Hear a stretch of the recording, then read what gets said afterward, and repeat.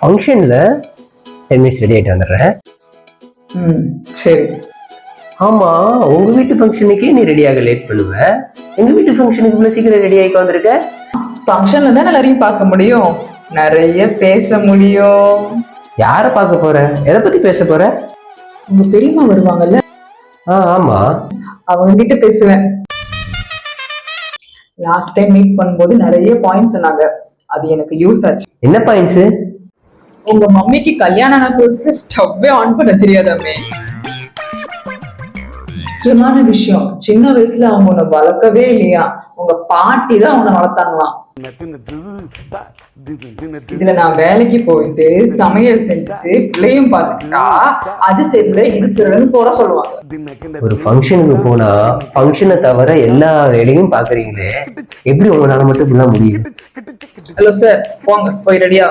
என் மாமியார் மாதிரியே பாய் மட்டும்தான் வேலை செய்யும்.